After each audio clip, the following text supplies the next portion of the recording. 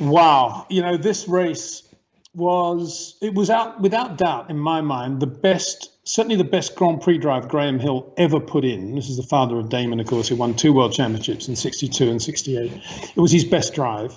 And it may well have been one of the best drives, certainly one of the best drives of the 60s era. And it was one of the best drives of all time. No question about that. I'm talking, of course, of the 65 Monaco Grand Prix, a race where Jim Clark and Dan Gurney did not take part because they were at Indianapolis, and Jimmy, of course, won the Indy 500 that weekend. The race at Indy was on the Monday, the Monaco Grand Prix was on the Sunday, so it was impossible for them to do both, and both Jimmy and Dan decided to do the Indy 500. So Lotus didn't run at all, but that didn't matter because this race had it all. Jack Brabham had a new 32-valve Climax engine, and it was a really, really quick engine and a really good car, and Jack was driving beautifully. He qualified on the front row. Graham Hill had won the previous 2 Monaco Grand Prix, looking for a hat trick. He was in the BRM. He had a young Scottish driver called Jackie Stewart in the other car. BRM had always been good at Monaco, and Graham qualified on the front row as well, on the pole. Beautiful drive. Ferrari were in the beginning of the dramas that would lead the following year to John Surtees walking out of the team after the Belgian Grand Prix.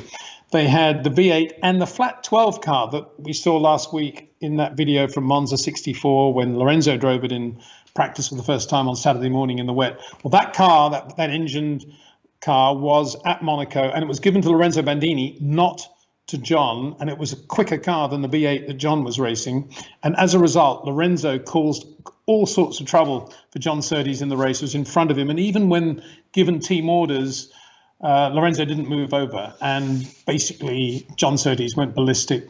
He eventually got up to second place, would have finished a very good second, but ran out of fuel because of all that, and I guess because of all sorts of other dramas as well with the team, who knows, on the last lap, which must have really, really irritated him. And that was where it all began for Ferrari.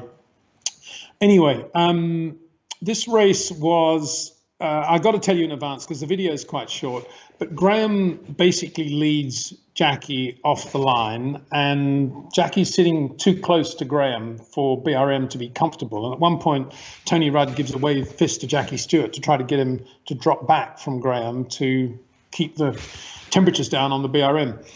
But then Graham has a slight lead over Jackie, and he's coming into the chicane. Now, remember, in those days, the chicane was really quick. We're talking at least 100 mile an hour, 95, 100 mile an hour chicane, S-bend, where Lorenzo Bandini sadly crashed in 67. And as he came out of the tunnel over the brow towards this very fast S-bend, he saw Bob Anderson's Brabham Climax jammed in first gear, going very slowly through the chicane. Bob Anderson was driving one of Dickie Stoops' cars, 2 entries. The other was driven by Paul Hawkens, Lotus 33. Come to that in a minute.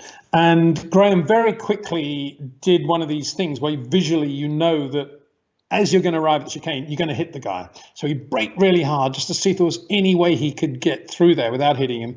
As he got to Bob, he realized he was going to hit him, so he went straight down the escape road of the chicane, came to rest, I don't know, 30, 40 yards down the escape road, got out of the car, pushed it back so it was facing the correct way. The engine restarted. It was hot and it restarted miraculously. And Graham rejoined the race, no seatbelts in those days, having lost 45 seconds in the whole maneuver. He was now down to 5th place. Anyway, he then drove through the field and won the Grand Prix after doing that. Just amazing. And his fastest lap in the closing stages was 0.6 quicker than his pole time. That is Jochen Rindt territory. That is just amazing.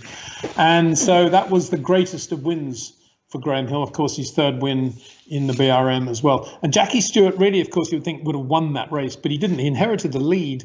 But as he went into Sainte Devote, Frank Gardner, who'd qualified pretty well in the John Willman Brabham BRM midfield, had an oil leak and dropped some oil on the edge of the circuit on the outside of Sainte Devote as he came out over the crest, over the brow of the road. It caught the left rear on the oil, and Jackie spun and hit the guardrail and took a chunk out of a wheel. So all he could do was cruise around and finish third. Lorenzo Bandini nearly won it, but he got beaten by the aforementioned Graham Hill. So that flat 12 car finished second. And it was just one of those amazing days. So let's have a look at this. The 1965 Monaco Grand Prix, courtesy of APArchive.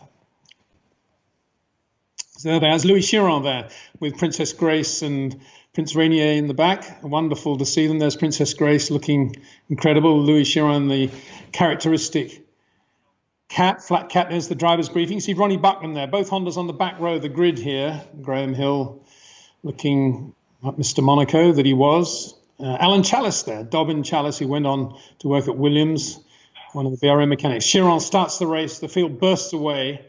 And you can see that that's a midfield bunch. But Graham Hill has Jackie Stewart behind him from the start of the race. No swimming pool section there. You can see just going up the hill, coming down towards Tabac there. You see that bit of the track hasn't changed at all. But here's a good way. You see the swimming pool is there, but they never went there. They just dead straight down to a hairpin and straight back again.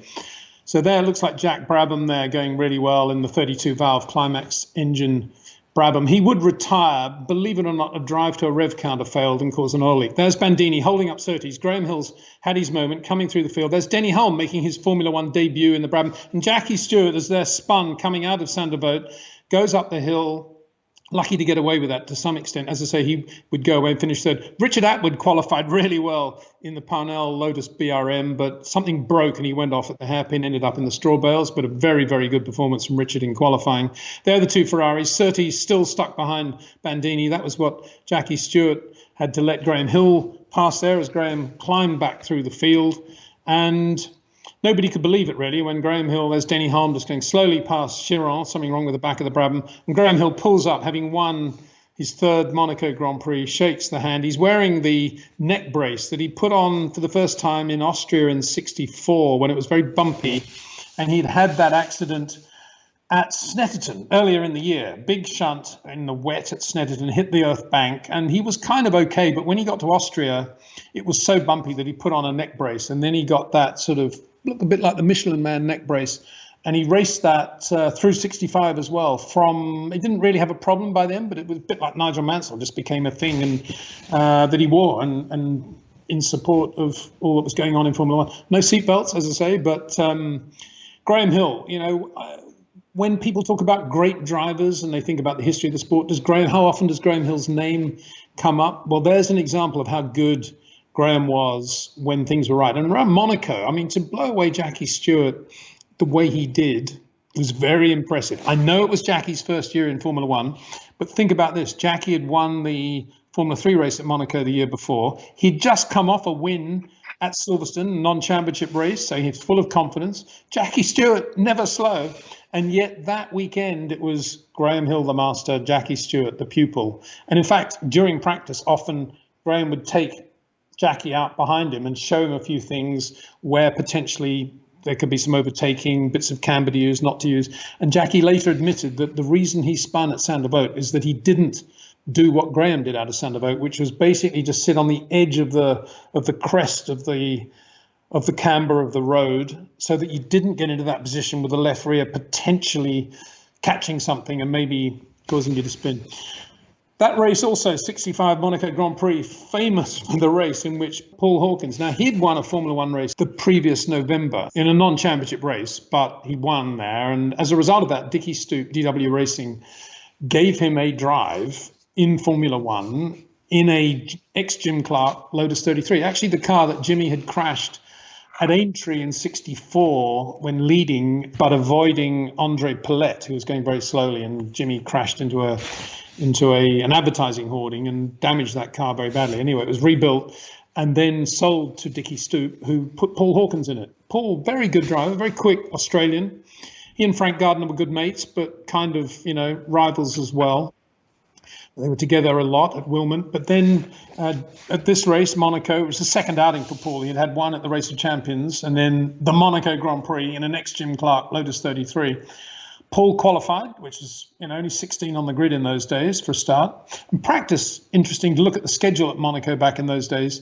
Thursday practice in the afternoon, Friday practice very early in the morning, both counting for the grid, and then final practice very late on Saturday after the 2 Formula 3 heats and before the Formula 3 final. So they ran on all 3 days, but at different times of the day. So after the morning practice on Friday, there were basically 36 hours before the cars were out again on the Saturday. Anyway, Paul qualified, and he got up to something like, I'm saying 9th in the race, just going round and round, doing a good job in the Lotus 33, when he basically lost it at this chicane, this high-speed chicane, spun and went through the straw bales into the harbour backwards. The 33 backwards launched itself, went down straight into the water, and a frogman came down and helped Paul, as they are, even today, they're on boats, they're ready in case such a thing happens. They dived down and helped Paul get out of the car. The first thing Paul did was grab the frogman's mouthpiece and start breathing, of course, but then forgot to give it back to the frogman, interestingly enough. Anyway, they both survived, no problem. Paul then, in typical Paul Hawkens way, got onto a boat, got a gin and tonic and sat there thinking about life for a little bit. But interestingly enough, this shows what a pro Paul Hawkens was. They found later that he'd had the perspicacity when he was going backwards, mid-air, into the water, to switch off the engine so that it was okay. And it was okay. It was completely usable. It was all switched off and sealed. So that was very impressive bit of quick thinking from Paul Hawkens, who 10 years after Alberto Ascari went into the water in the Lancia at Monaco, did the same thing, and as far as I know, was the last driver to have done so.